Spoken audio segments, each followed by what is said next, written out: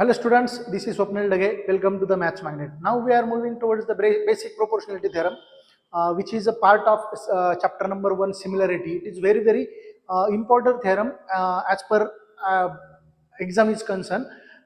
यहाँ पे important हमें दिखाई दे रहा है कि बेसिक प्रोपोर्शनलिटी थ्योरम BPT जिसे बोला जाता है, previous year question paper analysis मैंने किया है. इसमें हमें Maharashtra SSC board class 10 mathematics 2 subject का मतलब ज्योमेट्री का चैप्टर नंबर 1 सिमिलरिटी का ये क्वेश्चन है. तो इसमें ये जो क्वेश्चन है वो अकॉर्डिंग टू द ईयर, अलग अलग ईयर्स मतलब प्रीवियस ईयर्स के अगर क्वेश्चन पेपर एनालिसिस हमने किया तो यहाँ पे 24, 23, 1, 2, 3, 4, 5, 6, 7 ईयर्स का रिसर्च यहाँ पे अगर एनालिसिस अगर किया तो यहाँ पे हमें समझ में आ रहा है कि हर साल इस बीपीटी थ्योरम के ऊपर क्वेश्चन आया है. हर साल लास्ट 7 ईयर्स के पेपर में हमें ये क्वेश्चन लगातार दिखाई दे रहा है. तो क्वेश्चन 2024 में ये क्वेश्चन प्रूव करने के लिए आया था. बेसिक प्रोपोर्शनलिटी थ्योरम प्रूव करने के लिए 3 मार्क्स को एक क्वेश्चन आया था. Similarly application based problem numerical आया था लेंथ फाइंड करने के लिए 3 मार्क के लिए. 2022 में डायरेक्ट स्टेटमेंट बेस्ड क्वेश्चन आया था, एमसीक्यू टाइप का क्वेश्चन था 1 मार्क के लिए. सिमिलरली बीपीटी थ्योरम 2021 में 20 में application problem diagram based question था 3 मार्क के लिए. तो हमें यहाँ पे समझ में आ रहा है कि 3 मार्क के लिए ये क्वेश्चन आ सकता है एग्जाम में, और हर साल ये क्वेश्चन एग्जाम में इसके ऊपर डायरेक्टली क्वेश्चन मतलब actually directly basic proportionality theorem आएगा, नहीं तो इसके ऊपर का क्वेश्चन मतलब न्यूमेरिकल सॉल्व करने के लिए आएगा. Numerical based on this application based question 3 mark के लिए क्वेश्चन है. तो ये इसका इंपॉर्टेंस आपको पता चल गया होगा, या हर साल इसके ऊपर क्वेश्चन आता है. तो let us try to learn the basic proportionality theorem. तो यहाँ पे ये बेसिक प्रोपोर्शनलिटी थ्योरम का स्टेटमेंट है. ये बहुत इंपॉर्टेंट क्वेश्चन है. अभी आपने देखा इंपॉर्टेंट क्यों है, क्योंकि लास्ट 7 ईयर्स के क्वेश्चन पेपर्स में लगातार इसके ऊपर क्वेश्चन आया है, नहीं तो यही क्वेश्चन हमें प्रूव करने के लिए आए. तो बेसिक प्रोपोर्शनलिटी थ्योरम, तो यहाँ पे हमें बेसिक प्रोपोर्शनलिटी थ्योरम एक तो डायरेक्टली प्रूव करने के लिए आ सकता है. तो बेसिक प्रोपोर्शनलिटी थ्योरम इसका स्टेटमेंट क्या है, थ्योरम स्टेटमेंट क्या है. तो statement if a line parallel to a side of a triangle. तो एक एक वर्ड यहाँ पे इंपॉर्टेंट है, तो हम देखते हैं कि क्या क्या स्टेटमेंट में क्या क्या दिया हुआ है. So if a line parallel to the side of a triangle. So अपने पास एक ट्रायंगल है, ओके. सो ट्रायंगल है, if a line parallel to the side of, suppose ये triangle A B and C है, और एक लाइन है जो पैरेलल है बीसी साइड को, लाइन है पैरेलल टू बीसी. तो ये बीसी है, अपना बेस है, base of this triangle ABC. So BC is the base, and if we consider this line L is parallel to this BC, base BC side, one of the side is BC. So triangle intersect remaining sides. तो intersect हो रहा है. तो ये जो remaining sides है मतलब ये BC छोड़ के जो साइड बच गए, AB एक साइड है और दूसरी साइड है AC. तो यहाँ AB को वो intersect करेगा एक पॉइंट में, और AC को भी intersect करेगा एक पॉइंट में. तो यहाँ पे बोला है कि remaining sides in to distinct point, two distinct मतलब डिफरेंट पॉइंट्स, अलग अलग पॉइंट्स में बाइसेक्ट करेगा. तो यहाँ पे जो बी को बाइसेक्ट कर रहा है जो पॉइंट है उसे हम पी कंसिडर करते हैं, एंड ए सी को बाइसेक्ट कर रहा है या इंटरसेक्ट कर रहा है. बाइसेक्ट नहीं बोल सकते क्योंकि बाइसेक्ट का मतलब होता है एग्जैक्टली 2 पार्ट बनाता है. यहाँ पे 2 पार्ट बना भी सकता है, नहीं भी बना सकता. तो इंटरसेक्ट कर रहा है, तो यहाँ पे जो ए सी को इंटरसेक्ट कर रहा है वो पॉइंट को हम नाम देंगे Q, okay. So then the line divides the sides in the same proportion. तो ये जो लाइन L है, ये जो लाइन L है, ये जो रिमेनिंग पार्ट है मतलब ये जो प्रोपोर्शन हमें मिला है साइड्स का प्रोपोर्शन जो होता है वो इक्वल होता है. इसका मतलब क्या होता है, तो हमें प्रूव एक्चुअली क्या करना है कि AP, देखो यहाँ पे एक साइड है, AB लाइन का जो 2 पार्ट बन गया, तो AP by PB and AQ by QC, ये हमें प्रूव करना है.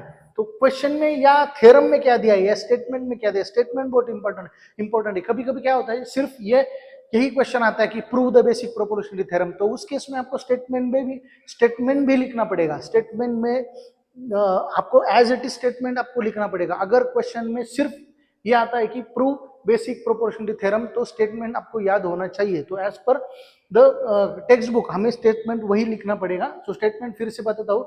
If a line parallel to a side, if this line parallel to this side of a triangle intersect remaining sides. So intersects remaining sides in two distinct point P and Q यहाँ पे consider किया है, then the line divides the sides, then this line will divide this sides in the same proportion. तो ये जो same proportion में ये line इस रिमेनिंग टू साइड्स को डिवाइड करेगी। तो गिवन डेटा क्या है हमारे पास, तो गिवन भी हमें प्रूव दैट, ये जो क्वेश्चन है इस टाइप के क्वेश्चन में हमें गिवन डेटा भी लिखना पड़ता है क्योंकि गिवन को मार्क्स होते हैं। ओके, तो गिवन क्या क्या है, in triangle ABC, so we have this triangle ABC and in this line L, this line L is parallel to the this line BC and the line L intersect AB and AC। AB and AC को कहां पे intersect कर रही है, point AB line को P पे intersect कर रही है और AC लाइन को Q के ऊपर इंटरसेक्ट कर रही है। ओके, और प्रूव क्या करना है, हमें प्रूव करना है AP by PB is equal to AQ by QC, ये हमें प्रूव करना है।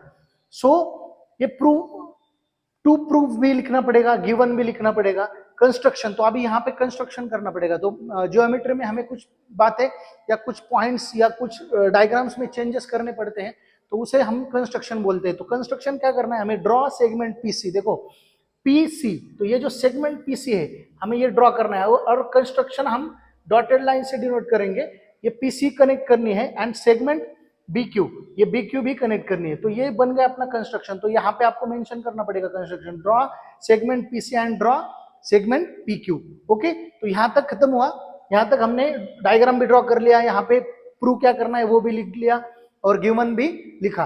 अभी एक्चुअली प्रूफ स्टार्ट करेंगे। अभी देखना है, अपने पास दो ट्रायंगल बन गए, अभी टोटल 3 ट्रायंगल है अपने पास। ओके, तो फर्स्ट टू ट्रायंगल्स कंसीडर करते हैं। तो यहाँ पे ट्रायंगल APQ कंसीडर किया मैंने, सिर्फ यहाँ पे APQ कंसीडर किया। अभी APQ एंड PQB, ठीक से देखना है, APQ एंड PQB, ये जो दो ट्रायंगल है, ये दो ट्रायंगल मैंने यहाँ पे कंसीडर किए। एक ट्रायंगल ये कंसीडर किया और दूसरा जो ट्रायंगल है PBQ ये कंसीडर किया। मतलब सिर्फ ये दोनों ट्रायंगल मैंने अभी इस केस में फर्स्ट अपना जो स्टेप है इसमें ये दोनों ट्रायंगल मैंने कंसीडर किए। APQ एक कंसीडर किया एंड PQB कंसीडर किया, PQB ये वाला ट्रायंगल कंसीडर किया। अभी बहुत इंपॉर्टेंट यहाँ से स्टेप चालू हो रहा है। तो ये दो ट्रायंगल जो है इनमें हाइट्स इक्वल है। क्या है, इनमें हाइट्स इक्वल है। क्यों है, देखो ये दो ट्रायंगल को अगर हमने ऐसे हॉरिजॉन्टली मैंने ऐसे ड्रॉ किया, हॉरिजॉन्टली ड्रॉ किया, तो इसमें हमें क्या दिखाई दे रहा है कि ये जो मेरा पॉइंट AP यहाँ पे P होगा, ये B है, यहाँ पे अपना Q हो सकता है, राइट। तो ये जो ट्रायंगल है ना, ये ट्रायंगल को मैंने ऐसे घुमाया, ये ट्रायंगल को घुमाया। तो अभी यहाँ पे क्या दिखाई दे रहा है हमें कि ये दो ट्रायंगल जो है ये QP जो है वो साइड हाइट नहीं है। हाइट कब होती है, जब परपेंडिकुलर लाइन होती है, बेस पे परपेंडिकुलर, तभी हाइट कंसीडर की जाती है। तो यहाँ पे हमें देखना है कि हमने ये दो ट्रायंगल कंसीडर किए, APQ, ये एक ट्रायंगल हमने कंसीडर किया APQ एंड PQB, या हाँ PQB एक ट्रायंगल कंसीडर किया है। तो मैंने हॉरिजॉन्टली ऐसे घुमाया इसे। तो अगर हम ये दो ट्रायंगल के बारे में सोच रहे हैं तो इस ट्रायंगल का बेस होगा AP, ओके, AP होगा बेस इस ट्रायंगल का और इस ट्रायंगल का बेस होगा PB, राइट। तो यहाँ पे एक इंपॉर्टेंट बात उन्होंने यहाँ पे लिखी है कि दे हैव इक्वल हाइट्स। तो ये दो ट्रायंगल जो है, ये दो ट्रायंगल है, इनकी हाइट इक्वल है। और हमें एक बात पता है कि अगर हाइट इक्वल होंगी तो इसका जो एरिया का रेशो आएगा उसमें सिर्फ बेसिस आएंगे, उसमें सिर्फ क्या आएंगे, बेसिस आएंगे। तो इसका बेस क्या है, देखो इसका बेस क्या है, AP है, डिवाइडेड बाय PB आएगा। ओके, तो इसमें सिर्फ हमें यहाँ पे सिर्फ बेसिस आएंगे, बहुत इंपॉर्टेंट पॉइंट है ये। यहाँ पे सिर्फ बेसिस लिखने पड़ेंगे। तो बेसिस क्या है, AP बाय PB, ये समझ में आया। So area of this area of triangle APQ divided by area of triangle PQB is equal to क्या आएगा, हाफ तो कैंसिल हो जाएगा, हाइट भी कैंसिल होंगी क्योंकि हाइट इक्वल है, और क्या बचेगा, सिर्फ AP by this PB।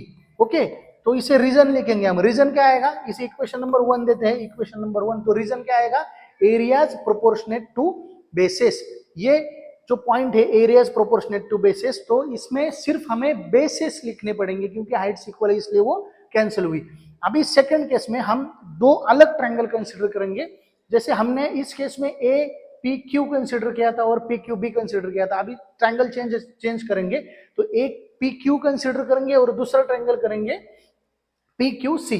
P Q C ये वाला ट्रायंगल कंसिडर करेंगे। इसे भी हॉरिजॉन्टली अगर घुमा के देखा तो हमें ये समझ में आएगा कि इसका बेस ए क्यू होगा और इसका बेस क्यू सी होगा, Q C, right, Q C base होगा। तो इसमें भी हाइट्स इक्वल है, areas proportional to the bases. यहाँ पे भी हाइट्स इक्वल है तो हाइट्स नहीं लिखेंगे, डायरेक्टली हम क्या करेंगे, area of this triangle, area of triangle A P Q divided by, अभी अलग triangle area of triangle P Q C A consider किया है। तो इसके अगर हमने बेसेस लिखे तो बेस क्या है, देखो यहाँ पे ए क्यू बेस है और डिवाइडेड बाय ये क्यू सी बेस है। ये समझ में आया आपको, ये समझ में आया? तो इसे एरियाज रीजन लिखेंगे, areas proportional to the bases, और इसे सेकंड इक्वेशन बोलेंगे। सो ये दो इक्वेशन अपने पास है। तो यहाँ पे एक इंपॉर्टेंट चीज आपको नोटिस करनी है कि यहाँ पे देखो, यहाँ पे न्यूमरेटर में एपीक्यू है, यहाँ पे भी न्यूमरेटर में एपीक्यू है। अभी इसका जो डिनोमिनेटर है area of triangle P Q B and area of triangle P Q C, इसके बारे में सोचना है। अभी ये दो जो ट्रायंगल है, न्यूमरेटर वाले ट्रायंगल तो एक ही ट्रायंगल है, वो तो इक्वल होंगे। जो डिनोमिनेटर में अपने पास जो दो ट्रायंगल है वो जो दो ट्रायंगल है ये नीचे वाले है। देखो ये दो ट्रायंगल्स है, ये एक ट्रायंगल है और ये वाला एक ट्रायंगल है। ओके, ये दोनों ट्रायंगल्स है अपने पास, ये नीचे वाले दोनों ट्रायंगल है। ओके, तो ये इंपॉर्टेंट यहाँ पे हमें क्या समझना है कि इसका अगर हमने ये दो ट्रायंगल को अगर घुमाया, देखो कैसे घुमाना है। अगर ये दो ट्रायंगल को सिर्फ ये मैं ऐसे ड्रॉ करता हूँ, सिर्फ ये ऐसे मैंने ड्रॉ किया, ये P है अपना, Q है और ये B है और ये C है, तो ठीक से ध्यान देना है। तो ये जो अगर मैंने ये PQ को बेस मानता हूँ, दोनों ट्रायंगल का बेस तो कॉमन आएगा, PQ बेस अगर होगा तो वो कॉमन बेस होगा, राइट, कॉमन बेस होगा, यहाँ पे ध्यान देना है। और अगर ये दोनों का हाइट में ड्रॉ करता हूँ, सपोज मैंने यहां से हाइट ड्रॉ किया, ओके, ये वर्टेक्स कॉमन, देखो वर्टेक्स सेम लाइन के ऊपर है, दोनों का vertex B and C same line के ऊपर है, तो क्या होगा, यहाँ पे परपेंडिकुलर लाइन अगर ड्रॉ किया तो जो दोनों ट्रायंगल्स का हाइट भी इक्वल आएगा। ठीक से ध्यान देना है। देखो दोनों ट्रायंगल्स का एक तो बेस इक्वल है, PQ बेस है, और हाइट्स भी इक्वल आएगा। हमने इसके बारे में ऑलरेडी पढ़ा है कि अगर किसी दो ट्रायंगल्स के बेसेस भी इक्वल है एंड हाइट्स भी इक्वल है तो नेचुरली वो दोनों ट्रायंगल्स का एरिया क्या होगा, इक्वल होगा, राइट, दोनों ट्रायंगल्स का एरिया क्या होगा, इक्वल होगा। तो इसका मतलब वो दोनों ट्रायंगल्स का एरिया इक्वल है। यहाँ पे अपने इस केस में area of triangle PQB and area of triangle PQC equal होंगे। तो यहाँ पे हमने इसके बारे में यहाँ पे लिखा है कि ये दोनों ट्रायंगल्स के जो अपने एरिया है वो इक्वल है। तो देखना है अभी नेक्स्ट स्टेप क्या आएगा। सो सेगमेंट PQ, देखो ये सेगमेंट PQ है, PQ is common base of triangle PQB and PQC, and segment PQ is perpendicular to BC। PQ and BC तो परपेंडिकुलर ऑलरेडी है, इसका मतलब वो हाइट्स भी इक्वल होंगे, and hence triangle PQB and PQC have equal heights. तो therefore we can say that area of triangle PQB is equal to area of triangle PQC। यहां तक समझ में आया? तो अभी ये इसे बोलेंगे थर्ड स्टेप बोलेंगे एरिया ऑफ ट्रायंगल। देखो यहां पे ये लिखता हूं मैं, area of triangle PQB, area of triangle PQB is equal to area of triangle PQC। इसे हम थर्ड इक्वेशन बोलेंगे। तो यहाँ पे अभी देखेंगे, यहाँ पे इक्वेशन 1 है, इक्वेशन 2 है। इस दोनों इक्वेशन में हमें न्यूमरेटर तो सेम दिख रहा है, एपीक्यू न्यूमरेटर, और डिनोमिनेटर के ट्रायंगल्स भी सेम आए हैं। देखो यहाँ पे डिनोमिनेटर के ट्रायंगल भी सेम आए, तो इसका मतलब हम जो लेफ्ट हैंड साइड है ये इक्वेशन 1 एंड इक्वेशन 2 के वो इक्वल होंगे, राइट। तो यहाँ पे लिखा है area of triangle APQ divided by area of triangle PQB is equal to area of triangle APQ, दूसरा वाला equation, and divided by area of triangle PQC, क्योंकि ये PQB एंड PQC इक्वल यहाँ पे हमने बोले। तो अगर लेफ्ट हैंड साइड दोनों भी इक्वेशंस का अगर लेफ्ट हैंड साइड इक्वल है तो नेचुरली क्या होगा, राइट हैंड साइड भी क्या होगा, इक्वल होगा। तो इसलिए क्या हुआ, right hand side AP by PB is equal to AQ by QC अपना आया। सो यही हमें प्रूव करना था। तो फ्रॉम इसे हम रीजन लिखेंगे फ्रॉम 1 एंड 1 एंड 2, यहाँ पे 1 एंड 2 में ये देखो यहाँ पे इक्वल दिख रहा है, तो वो राइट हैंड साइड हमने यहाँ पे इक्वल दिखाया, तो ये अपना प्रूफ कंप्लीट हुआ। तो ये बहुत इंपॉर्टेंट क्वेश्चन था एज अगर हम प्रीवियस ईयर के क्वेश्चन पेपर 7 क्वेश्चन पेपर में ये क्वेश्चन के ऊपर क्वेश्चन आया है, कम से कम 1 मार्क के लिए, 1 2 3 मार्क के लिए इसमें इसके ऊपर क्वेश्चन आता है, ये बहुत इंपॉर्टेंट है। तो आपको ये ठीक से समझना है और आपको प्रैक्टिस करना है, क्योंकि क्या होता है ये जो स्टेटमेंट है वो statement as per our textbook ही चाहिए, तो स्टेटमेंट लर्न करना है और एक 3-4 बार आपने एक प्रूफ लिखा तो आपको ये प्रूफ ठीक से समझ में आएगा, स्टेप समझ में आएंगे।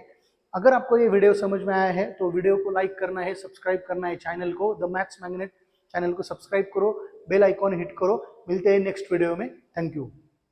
सो अभी कन्वर्स ऑफ बीपीटी थ्योरम के बारे में पढ़ेंगे। सो यहाँ पे कन्वर्स ऑफ बीपीटी थ्योरम जो है वो लास्ट जो हमने बीपीटी थ्योरम देखा था उसमें जो हमने क्वेश्चन पेपर एनालिसिस किया था, सिमिलरली यहाँ पे last year question paper analysis करके यहाँ पे हम देख सकते हैं कि 24, 23 ये 7 एग्जाम में लगातार इसके ऊपर भी क्वेश्चन आया है। सो एप्लीकेशन बेस्ड प्रॉब्लम होता है कन्वर्स ऑफ बीपीटी थ्योरम के प्रूफ करने के लिए होगा। अभी हम इस वीडियो में प्रूफ देखेंगे, इस वीडियो में हम कन्वर्स ऑफ बीपीटी थ्योरम का प्रूफ देखेंगे। स्टेटमेंट बेस्ड शॉर्ट क्वेश्चंस होते हैं, एप्लीकेशन प्रॉब्लम होते हैं, verify parallel lines using converse of BPT theorem, या ऑप्शनल क्वेश्चंस में भी आता है MCQ style question, numerical question, मतलब फाइंड करने के लिए, मेजरमेंट फाइंड करने के 2-3 मार्क, 3 मार्क, 1 मार्क, 3 मतलब 1-2-3 मार्क के लिए ये क्वेश्चन बहुत इंपॉर्टेंट है।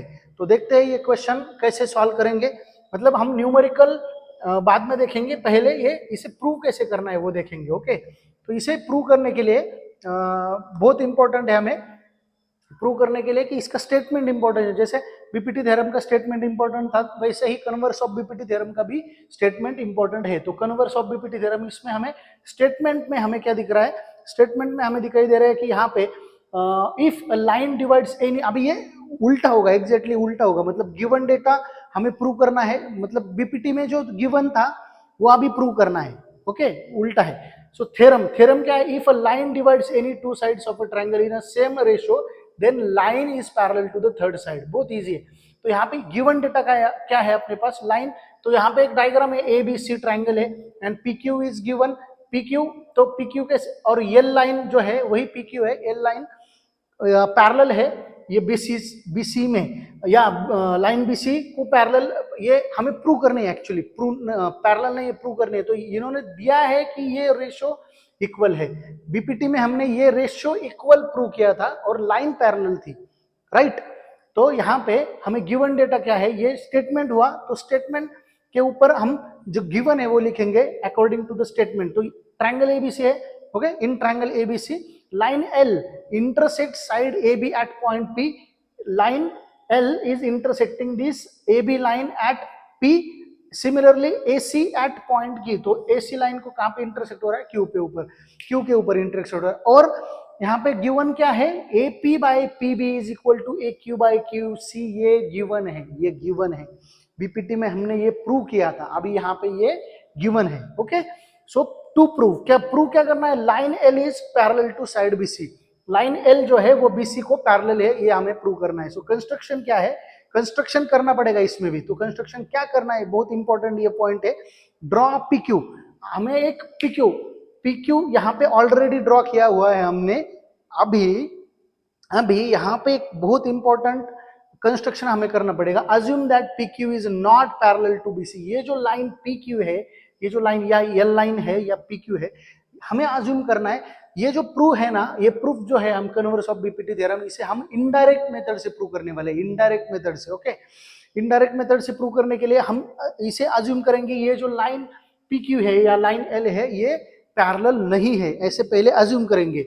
सो draw another line P dash Q dash which is parallel to BC. हम एक लाइन ड्रॉ करेंगे कि अभी हमने अज्यूम, यहाँ पे देखो, अभी हमने अज्यूम किया है, assume that PQ is not parallel to BC, ये अज्यूम करना है हमें, ये पहले अज्यूम करना है। Okay, PQ is not parallel to BC। तो अगर पैरेलल नहीं है तो नेक्स्ट स्टेप क्या करेंगे कि हम एक लाइन ड्रॉ करेंगे कि वो लाइन पैरेलल हो BC को। तो और एक लाइन ड्रॉ करेंगे, तो मैंने एक लाइन यहाँ पे एक ड्रॉ की which is parallel to this BC, इसे दिया P डैश, इसे दिया क्यू डैश। ओके, उसके बाद नेक्स्ट स्टेप क्या है, intersecting AC at Q, Q dash, तो क्यू डैश के ऊपर वो इंटरसेक्ट होना चाहिए। तो अभी प्रूफ स्टार्ट करेंगे, प्रूफ तो by basic proportionality theorem on triangle ABC apply करेंगे। Since P dash Q dash, ये P डैश क्यू डैश हमने ड्रॉ ही किया है, P डैश क्यू डैश ये लाइन BC को पैरेलल ड्रॉ की है, इसलिए यहां पे मैंने लिखा since P dash Q dash is parallel to this BC, by this we can write AP by PB is equal to, या यहां पे हम ऐसे बोल सकते हैं कि ये AP, ये वाला AP देखो यहां पे ठीक से ध्यान देना है, A तो यहां पे since P dash Q dash is parallel to BC, ये हमें ऑलरेडी दिया, यहां पे हमने अभी कंसिडर किया, यहां पे हमने ड्रॉ किया वो लाइन, ठीक है। तो यहाँ पे इसका मतलब हम ऐसे लिख सकते हैं by using the BPT theorem कि AP by PB is equal to AQ dash by Q dash C, ये लिख सकते हैं by using the BPT theorem. Okay, but हमने ये तो लिखा by using the BPT theorem, but हमें गिवन डेटा में दिया है, गिवन डेटा तो रॉन्ग नहीं हो सकता, तो गिवन डेटा में AP by PB is equal to AQ by QC दिया है, यहाँ पे ठीक से ध्यान देना है। तो इसका मतलब हो रहा है कि ये जो LHS जो है अपना, LHS दोनों का LHS तो इक्वल है, राइट, LHS तो इक्वल है। यहाँ पे प्रॉब्लम क्या है कि RHS का AQ dash by Q dash C और यहाँ पे AQ बाय QC है, तो इसका मतलब ये हो रहा है अगर ये LHS इक्वल है तो RHS में क्या होंगे, इक्वल होंगे। तो हमने इसलिए therefore AQ dash by Q dash C is equal to AQ by QC, ये इक्वल लिखा। तो इसका मतलब ये हो रहा है इनडायरेक्टली, इसका मतलब ये हो रहा है कि Q डैश एंड Q, ये जो Q डैश है एंड दिस Q, ये पॉइंट्स अलग अलग नहीं होंगे, ये पॉइंट्स अलग अलग नहीं हो सकते। Similarly P dash and P, ये भी पॉइंट अलग अलग नहीं हो सकता। तो हमने जो अज्यूम किया है ये जो लाइन पैरेलल है तो वो लाइन इसके ऊपर ही होगी। सो ये P dash and P equal होगा, Q dash and Q equal होगा। इसका ही मतलब Q डैश एंड Q ये अलग अलग पॉइंट्स नहीं है, P डैश एंड P अलग अलग पॉइंट्स नहीं है। Therefore we can say that line PQ is parallel to BC, यही हमें प्रूव करना था। एक इनडायरेक्ट मेथड थी, इनडायरेक्ट मेथड में हमें कुछ बातें अज्यूम करनी पड़ती है, कुछ कंस्ट्रक्शंस करने पड़ते हैं। आई होप आपको वीडियो पसंद आया होगा। अगर आपको वीडियो पसंद आया तो आपको वीडियो को लाइक करना है, आपके फ्रेंड्स के साथ शेयर करना है और चैनल को सब्सक्राइब करना है। मिलते हैं नेक्स्ट वीडियो में। Thank you.